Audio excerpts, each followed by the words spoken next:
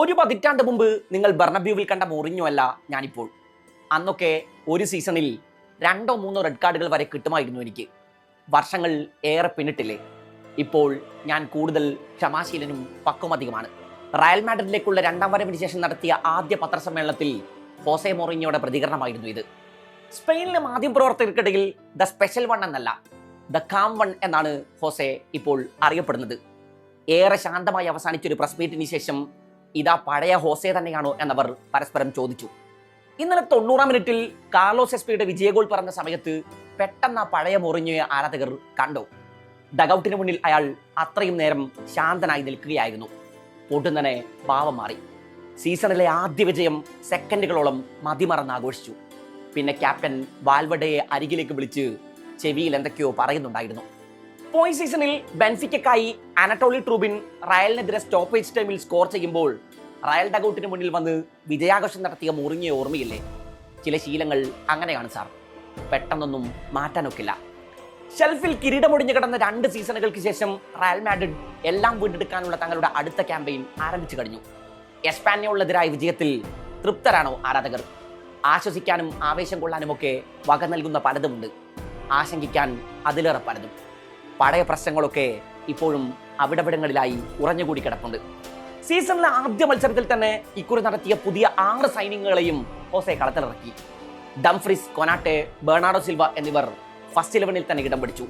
ഡിയോമന്റെയും എസ്പിയും കുക്കുറയും പകരക്കാരുടെ റോളിലും. Left back റോളിൽ കരേറാസിനെ തന്നെയാണ് മൊറിഞ്ഞോ first 11-ൽ അവതരിപ്പിച്ചത്. RCD സ്റ്റേഡിയത്തിൽ ഫസ്റ്റ് വിസിൽ മുതൽ തന്നെ റയൽ കളനിറഞ്ഞു തുടങ്ങുന്നു. കളി തുടങ്ങി 9ാം മിനിറ്റിൽ ജൂഡ് ബെല്ലിംഗാം റയലിന് മുന്നിലെത്തിച്ചു. ആർദാ ഗുളറിന്റെ ഫ്രീ കിക്കിനെ മനോഹരമായി തലകൊണ്ട് വടിയിലേക്ക് തിരിച്ചാണ് അയാൾ സ്കോർ ഷീറ്റിൽ കയറിപ്പറ്റിയത്. കളിയിൽ ആദ്യ അരമണിക്കൂറുകളിൽ എസ്പാന്യോൾ ഗോൾ മുഖത്ത് റയൽ നിരന്തരം അപകടം വിതച്ചുകൊണ്ടിരുന്നു. എന്നാൽ 30ാം മിനിറ്റിൽ സ്പാനിഷ് താരം അലക്സ് കലട്രാവ വലകുലുക്കി എസ്പാന്യോളിനെ ഒപ്പത്തിനൊപ്പം എത്തിക്കുന്നു. പിന്നീട് 90 മിനിറ്റ് വരെ റയലിന്റെ മുന്നേറ്റങ്ങളെ എസ്പാന്യോൾ കോട്ട കെട്ടിക്കാത്തു.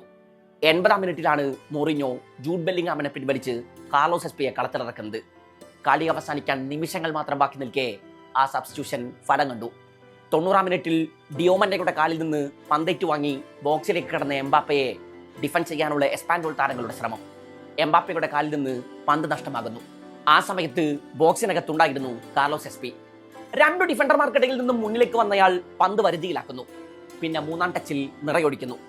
അതുവരെ റയലിന് മുന്നിൽ വഴികളടച്ച് പടുതുകളടച്ച് പ്രതിരോധിച്ച എസ്പാന്യോളിന് സർവ്വ നഷ്ടപ്പെട്ട മൊമെന്റ്. കളിയുടെ 70 മിനിറ്റ് വരെ തങ്ങൾ എന്താണോ ട്രെയിൻ ചെയ്തത് അത് തന്നെയാണ് മൈതാനത്ത് നടപ്പിലാക്കിയതെന്നും റയൽ കുറിച്ച 2 ഗോളുകളും തങ്ങളുടെ പിഴവുകളിൽ നിന്ന് വന്നതാണെന്നുമായിരുന്നു എസ്പാന്യോൾ പരിശീലകൻ മാനുവൽ ഗോൺസാലസിന്റെ മത്സരശേഷമുള്ള പ്രതികരണം. ഭൂരിഭാഗം നേരത്തും റയലിന്റെ കയ്യിൽ തന്നെയായിരുന്നു കളിയുടെ നിയന്ത്രണം. കളിയിൽ 64% നേരം പന്ത് കൈവശം വച്ചത് അവരാണ്. 9 ഓൺ ടാർഗറ്റ് ഷോട്ടുകൾ റയൽ എസ്പാന്യോൾ ഗോൾ മുഖത്ത് ഉതിർത്തു. 8 കോർണർ കിക്കുകൾ റയലിന് ലഭിച്ചപ്പോൾ എസ്പാന്യോളിന് ഒന്നുപോലും കിട്ടിയിരുന്നില്ല. 19 ഷോട്ടുകൾ കളിയിലാകെ റയൽ ഉതിർത്തു. കാര്യങ്ങൾ ഇങ്ങനെയൊക്കെ ആയിരുന്നിട്ടും ജയത്തിനായി ലോസ് ബ്ലാങ്കോസിന് സ്റ്റോപ്പേജ് ടൈം വരെ കാത്തിരിക്കേണ്ടി വന്നു. ബെല്ലിംഗാമിന്റെ ഒരു header Espanyol goalkeeper Marco Dimitrovic തട്ടിയകറ്റിയതിനു ശേഷം ക്രോസ് ബാറിൽ തട്ടി പുറത്തു പോകുന്നുണ്ട്. വാൽവഡെ ബോക്സിന് വെളിയിൽ നിന്ന് തൊടുത്തൊരു ഷോട്ടും പോസ്റ്റിലിടിച്ച് പുറത്തേക്ക് മടങ്ങി. അങ്ങനെ പോസ്റ്റ് നിർഭാഗ്യത്തിന്റെ വശമണിഞ്ഞ പല നിമിഷങ്ങൾ. വിനീഷ്യസ് ജൂനിയറിന് ആരാധകരുടെ പ്രതീക്ഷ കാക്കാനാകാതെ പോയൊരു മത്സരം. ലോകകപ്പിലെ മിന്നും പ്രകടനങ്ങൾക്ക് ശേഷം മാഡ്രിഡിലേക്ക് മടങ്ങിയെത്തിയ വിനി ഇക്കുറി റയൽ വിട്ടേക്കുമോ എന്ന സംശയം ആരാധകർക്ക് ഉണ്ടായിരുന്നു. ഒടുവിൽ അനിശ്ചിതത്വങ്ങളുടെ പുകമറകളൊക്കെ നീങ്ങി. ബ്രസീലിയൻ താരം ലോസ് ബ്ലാങ്കോസുമായുള്ള കരാർ പുതുക്കി. എന്നാൽ സീസണിലെ ആദ്യ മത്സരത്തിൽ റയലിനായി വലിയ സംഭാവനകൾ നൽകാൻ വിനിക്കായില്ല. ഫൈനൽ തേർഡിൽ പ്രതീക്ഷിച്ച പ്രകടനം വിനിയിൽ നിന്ന് ലഭിച്ചില്ല എന്ന് മാത്രമല്ല 32ാം മിനിറ്റിൽ വിനി യെല്ലോ കാർഡ് വാങ്ങുന്നുമുണ്ട്. അതിനുശേഷം ബോക്സിൽ വെച്ച് നടത്തിയ ഒരു ഡൈവിന് വാർ പരിശോധനയ്ക്ക് ശേഷം റഫറി പെനാൽറ്റി നിഷേധിക്കുന്നു. വിനിക്ക് സെക്കൻഡ് യെല്ലോ കാർഡ് നൽകാത്തതിനെ വിമർശിച്ച് പിന്നീട് പലരും രംഗത്തെത്തി. എസ്പാന്യോൾ തങ്ങളുടെ ഒഫീഷ്യൽ എക്സ് അക്കൗണ്ടിലൂടെ റഫറിയെ ട്രോളുന്നുണ്ട്. മത്സരത്തിൽ ഉടനീളം എസ്പാന്യോൾ കളിക്കാരും ആരാധകരും വിനിയെ ടാർഗറ്റ് ചെയ്തെന്നും അധിക്ഷേപിച്ചുവെന്നും മത്സരശേഷം മൊറിഞ്ഞോ ആരോപിച്ചു. അതേസമയം വിനിയെ തൊടാതെ കളിക്കണം എന്ന് പറഞ്ഞാലൊന്നും നടക്കില്ലെന്നായിരുന്നു എസ്പാന്യോൾ കോച്ചിന്റെ മറുപടി. ജൂഡ് ബെല്ലിംഗാമും ആർദാ ഗുളറും കളം നിറഞ്ഞൊരു മത്സരം. ഗുളർ 7 ചാൻസുകളാണ് കളിയിലാകെ ക്രിയേറ്റ് ചെയ്തത്. ജൂഡിന്റെ ആദ്യ ഗോളിന് വടിയൊരുക്കിയതും തുർക്കിഷ് താരം തന്നെ. 64ാം മിനിറ്റ് വരെ താരം കളത്തിലുണ്ടായിരുന്നുള്ളൂ എന്ന് കൂടി ഓർക്കണം. 3 ബോൾ റിക്കവറീസ്, 5 ക്രോസുകൾ, വിൻ ചെയ്തത് 5 ഡുവലുകൾ. അങ്ങനെ കളിയിൽ ഉടനീളം റയലിന്റെ നീക്കങ്ങളിൽ ഗുളർ തന്റെ അടയാളങ്ങൾ പതിപ്പിച്ചു. ജൂഡാകട്ടെ ലോകകപ്പിൽ അവസാനിപ്പിച്ചെടുത്ത് നിന്ന് തുടങ്ങുകയായിരുന്നു. തോമസ് ടുഷേലിന് കീഴിൽ നമ്പർ 10 റോളിലാണ് ജൂഡ് ലോകവേദിയിൽ കളന്നിറങ്ങിയത്. മോറിഞ്ഞോയുടെ ശിഷ്യത്തിൽ ജൂഡിന് അതേ റോൾ തന്നെയാണ്. ഇന്നലെ കളിയിലെ താരമായി തെരഞ്ഞെടുക്കപ്പെട്ടതും ജൂഡ് തന്നെ. കാർലോസ് എസ്പി ഈ സീസണിൽ റയലിന്റെ സർപ്രൈസ് സൈനിങ് ആയിരുന്നു. പോയ സീസണിൽ ലാലിഗയിലെ മികച്ച യുവതാരമായി തെരഞ്ഞെടുക്കപ്പെട്ടത് എസ്പി ആയിരുന്നു. ഗോൺസാലോ ഗാർസിയെ റയൽ ഫുൾഹാമിന് വിറ്റ് മണിക്കൂറുകൾക്കകമാണ് ലവാൻഡയിൽ നിന്ന് 21-കാരനെ 25 മില്യൺ റിലീസ് ക്ലോസ് നൽകി പെരസ് തട്ടകത്തിലെത്തിച്ചത്.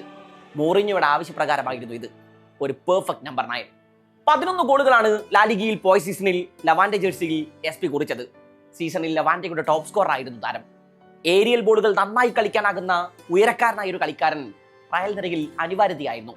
മോറിഞ്ഞോ സീസണിലെ ആദ്യ മത്സരത്തിൽ തന്നെ എസ്പിയുടെ സൈനിങ് എന്തിനായിരുന്നു എന്ന് ആരാധകരോട് വിളിച്ചു പറഞ്ഞു കഴിഞ്ഞു. 89 ടച്ചുകളാണ് മത്സരത്തിൽ കൊനാട്ടെ നടത്തിയത്.